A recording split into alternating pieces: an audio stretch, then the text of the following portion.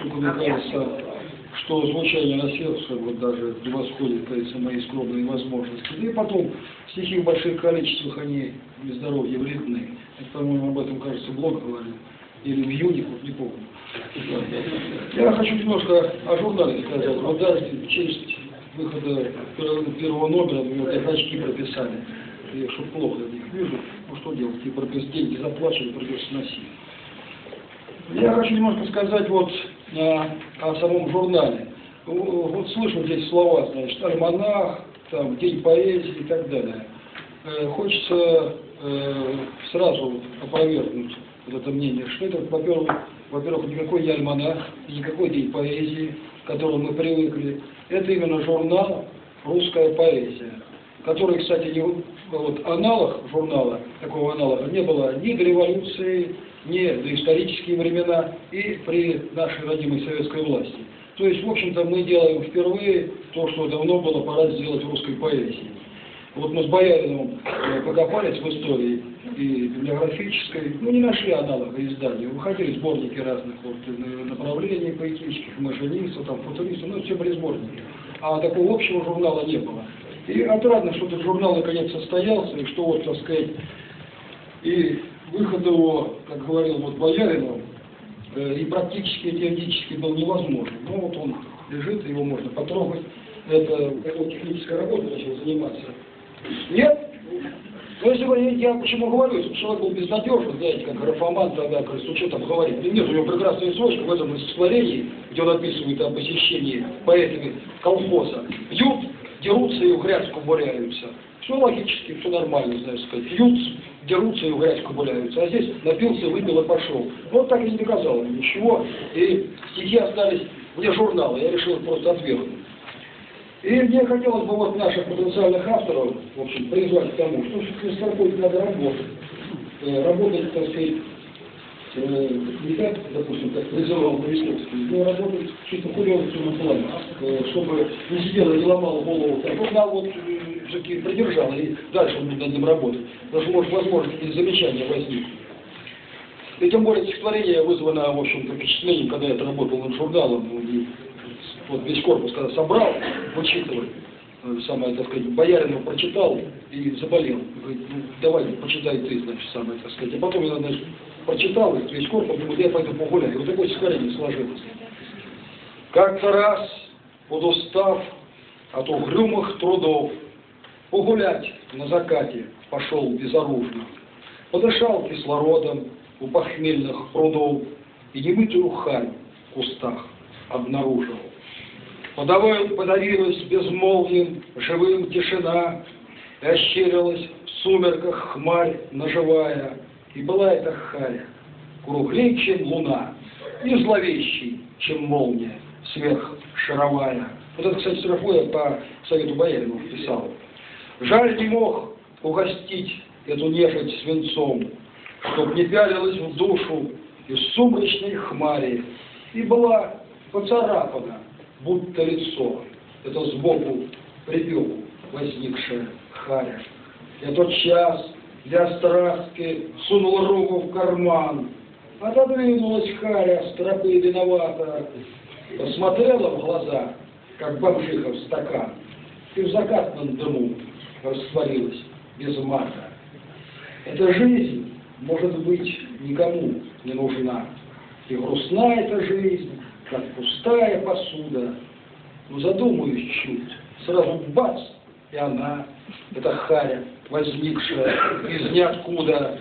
И вовек тайну хари ничем не пронять, не постичь, даже в самом запойном кошмаре. Видно, так уж положено. Что тут пенять? Каждый хари по твари, каждой твари по хари.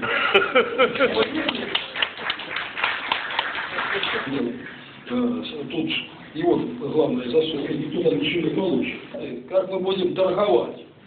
Знаешь, вот мы с Юником, так сказать, вроде бы не поэты, ну это ладно, бог с ним.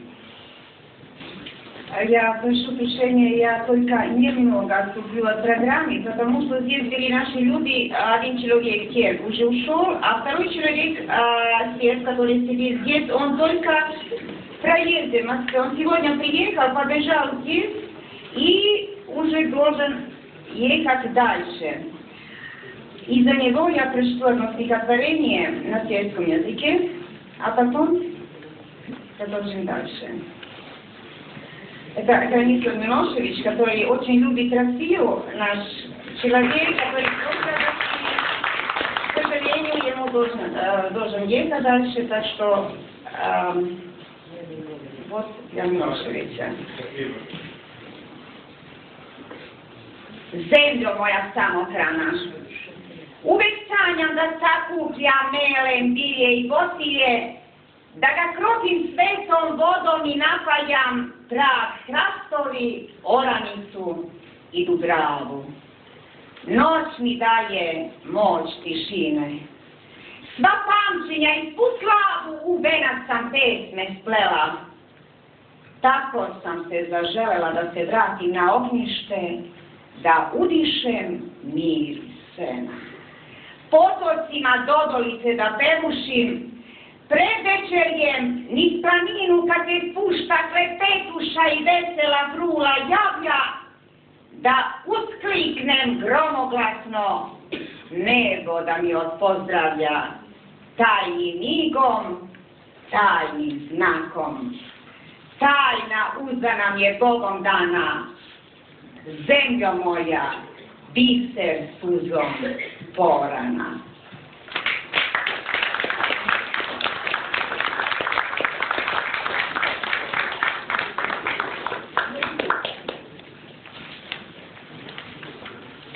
Вот до сих пор не говорили, читали стихи, а сейчас вальс о вас. Это книжка Александра Жукова, прекрасный поэт, но он прекрасно и поет на своих стихов, на чужих стихов, прекрасный. Так что, пожалуйста, Александр Жуков со своими стихами, и пусть немного музыки, пусть будет и веселье.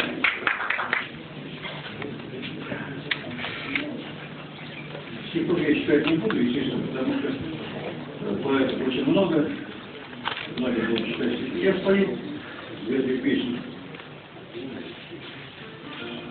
Это книжка, которую показала Слободан. Это сборник авторских песен, называется «Вальс о вас».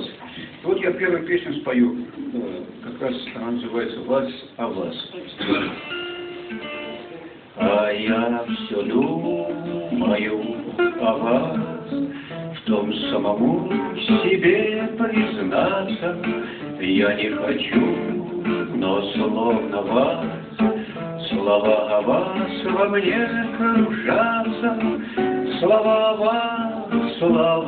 вас, как этот вальс, осенний вальс, как эта красная листва, о вас прекрасные слова. Последний вальс осенних дней, кружение гаснущих огней. В моем окне горит листва, кружат во мне о вас слова. Уже погас осенний вальс, уже в окне кружат снежинки, а я все думаю о вас. А вы мне голову вскружили, слова о вас кружат во мне в который раз, закончив круг один едва, опять кружат во мне слова. В моем окне метель метет, слова о вас, который год. Слова о вас, как этот нежный, снежный вальс.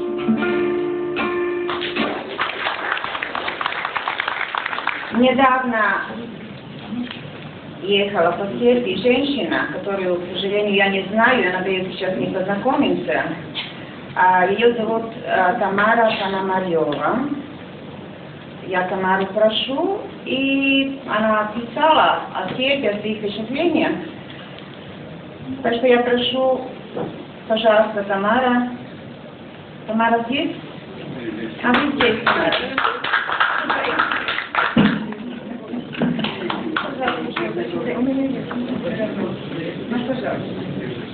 Ваш текст, пожалуйста. Ну, поскольку здесь присутствуют гостями у нас сербы, конечно, сербская земля не может не давать толков для творчества. Я там и плакала, и смеялась, потому что настолько мы похожи, настолько мы вместе горевали и радовались. Я только одну дату вам скажу, что в 1814 году Россия была на высоте своего положения, когда она победила французов, и впервые, значит, через 400 лет на христианских, сербских церквях были подняты колокола. Это была победа над христиан через 400 лет. Чела Кула, которая меня потрясла, потому что там 952 черепа сербских впечатаны были турками в башню. Это единственный, может быть, памятник на земле варварству турок, потому что даже гениальный Ламартин не мог обойти это событие в своем творчестве. Он об этом писал с болью и гневом. А я плакала, когда я увидела это все. Вот. Но сейчас все-таки у нас такой творческий вечер, не для слез. Вот. Я хочу прочитать, ну, во-первых, я благодарна еще Московской писательской организации, которая сейчас издает мою маленькую книжицу «Сербия русскими глазами». Я ее повезу, я второй раз приглашена. Вот во второй половине этого месяца я улетаю снова в Сербию. Как говорится, я приговорена к этой земле, думаю, что навсегда. Вот. А прочту сейчас стихотворение «Сербская музыка», потому что когда я услышала ту настоящую сербскую музыку, она меня просто потрясла. Но поскольку я ее пою, я с гитарой тоже выступаю, меня не случайно Леня тут, так сказать, пытается выпустить, но у меня ангина, и сейчас вы посмотрите свою гитару. А? 6? Ну, у меня 7 струн, я 7 струн на русской играю, но 6 струн уже не играю. Я прочитаю «Сербская музыка». Звуки ли с неба летят, струны ли звездно звенят, с землей соединены.